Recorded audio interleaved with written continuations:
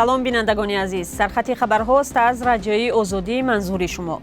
дар барномаи имрӯз аз марги 24 зани хатлонӣ ба ҳангоми таваллуди фарзанд, ҳушдори сафорати Бритониё дар Тоҷикистон аз пешниҳодҳои қалбакӣ барои даъват ба кор дар ин кишвар ва марги як фармондеҳи марзбонӣ дар Ишкошим хоҳем гуфт. ҳамчунин хабаре дорем дар бораи масҷиди калонтарини Тоҷикистон ки ба гуфтаи мақомот эҳтимол имсол дари он барои намозгузорон боз мешавад. сарфи назар аз талафоти калон, нирӯҳои Русия фишор дар яке дар манотиқи вилояти Донецкро идома медиҳанд. ин амалро ситоди кулли нирӯҳои Украина ҳамчун нишонаи омодагиҳои Москав ба ҳамлаи густурда дар шарқи Украина арзёбӣ мекунад. рӯзи 3 феврал ситод гуфт шабонарӯзи гузашта ҳамлаи нирӯҳои Русия асосан дар 4 самт Лиман, Авдеевка, Бахмут ва Новопавловка сурат гирифт. ҳамчунин фармондеҳони украинӣ хотирнишон карданд ки бар асари ҳамлаҳои Русия талафоти ҷонӣ дар миёни мардуми осоишта бештар шудааст. аз ҷумла 1 феврал бар асари ҳамлаи мушакӣ ба бинои истиқоматӣ дар шаҳри Краматорск камаш 5 кас кушта шуд. масҷиди калонтарини Тоҷикистон эҳтимол дар соли равон ифтитоҳ мешавад. Сулаймон Давлатзода, раиси кумитаи дин, танзими анъана ва ҷашни маросим рӯзи 3 феврал зимни нишасти хабарӣ гуфт дар се моҳаи дуввуми имсол сафари ҳайати Қатар ба Тоҷикистон дар назар аст ва эҳтимол дар ҷараёни сафари ин гурӯҳ масҷид кушода мешавад.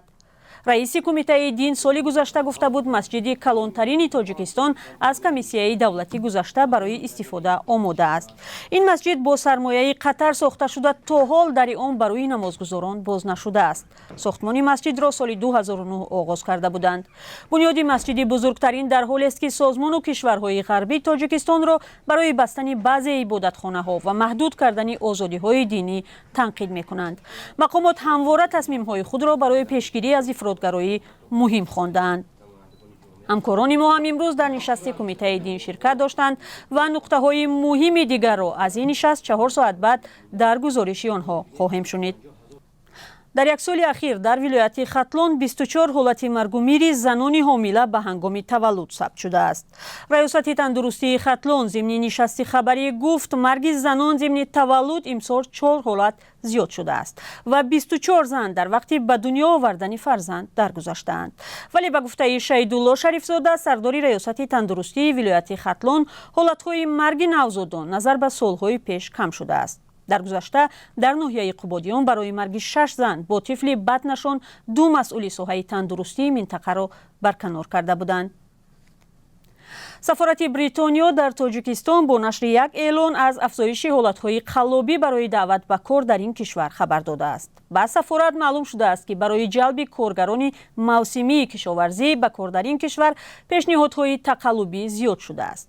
сафорат корҷӯёнро огоҳ кардааст ки бо чунин даъватҳо бовар накунанд. дар эълон таъкид шудааст ки сафорати Британия дар душанбе чунин раводид намедиҳад ва хоҳишмандон бояд танҳо ба марказҳои машваратӣ ва омодасозии пеш аз сафари хадамоти муҳоҷирату барои пардохти пули расмии виза ба ширкати TLS муроҷиат кунанд.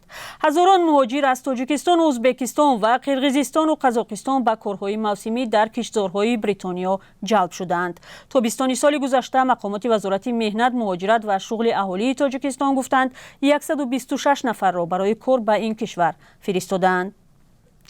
тақрибан 66% аҳолии 10 миллионаи Тоҷикистон бо оби ошомиданӣ таъмин буданд. масъулини корхонаи хоҷагии манзиливу коммуналии Тоҷикистон гуфтанд имсол таъмини сокинон бо оби тоза бештар шуда ҳоло 6,5 миллион нафар бо оби нӯшокӣ таъминанд.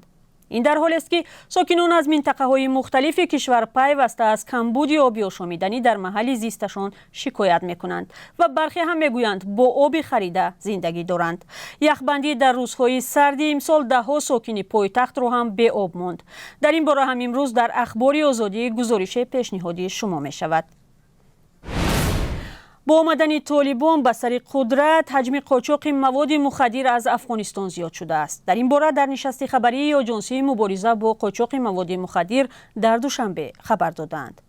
با گفته مسئولین این نهاد در 2 سال اخیر مخصوصا در منطقه‌های مرزی تاجیکستان حجم قاچاق مواد مخدر افزوده، سال 2021 و 2022 بیش از 8 تن مواد مخدر را مصادره کردند.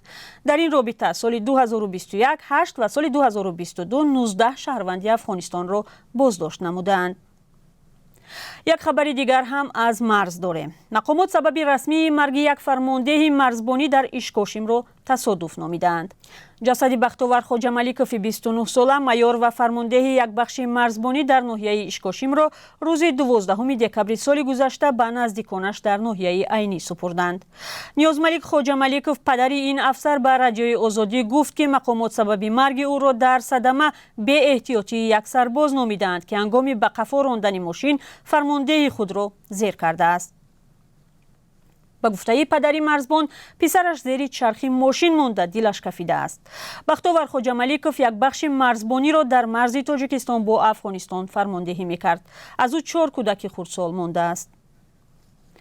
و حالا توجه کنید به قرب اسعاری که بانک ملی تاجیکستان برای امروز 3 فوریه تعیین کرده است. 1000 روبل روسی 146 سومانی، 1 دلار آمریکایی 10 سومانی و 31 درم و 1 یورو 11 سومانی و 34 درم است. قرب اسعار در بانک‌های تجارتی میتواند فرق کند. خبرهای مهم و گزارش‌های جالب دیگر را 4 ساعت بعد در برنامه اخباری آزادی پیشنهاد شما می‌کنیم. تا آن وقت خدا نگهدار.